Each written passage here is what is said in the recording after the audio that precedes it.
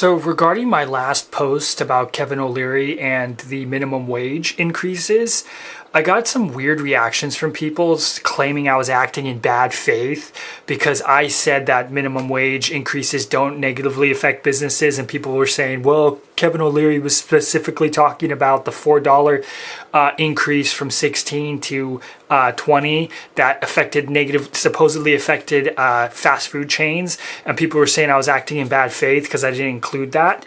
That specific example is actually still, as of December of 2025, still heavily contested.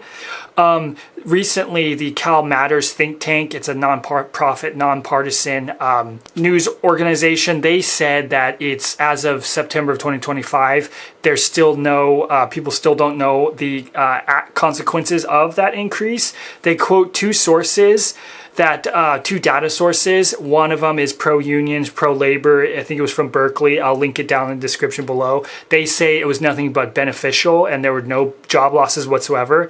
Then there was another one, a more right-wing one out of Virginia. I'll also link that one too. They said that they claimed that it was a 3% job loss across fast food in California. And then they claimed it was like 19,000 jobs were lost in California between the period that the minimum wage increase took effect in April of 2024 to now. The only problem with what they claim specifically is California is the largest has the largest fast food jobs of any other state in the country. It's got like over 750,000. If we're talking about job losses in fast food, of course, California on average would have the higher loss than any other state because it's got more fast food jobs than any other state. So for example, that statistics that they quoted in that article, they said it was a 3.3% loss of jobs in fast food compared to other states. It was only a 1.3. But California has 750,000 fast food jobs in general across the board, more than any other state by far. So of course, them having the more fast food jobs, they're going to have the more losses annually than any other state. So I don't know if that checks out.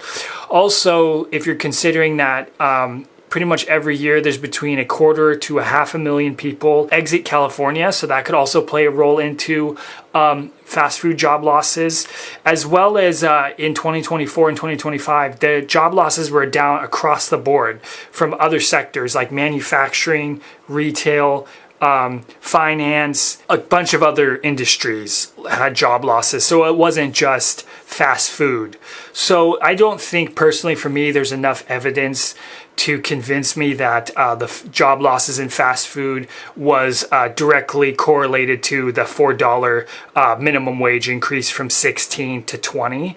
So this idea that I'm acting in bad faith, I think is not fair to claim. There's this other article I'll link down below. It's from the Roosevelt Institute, and they claimed that profits are actually at an all-time high in the California fast food industry.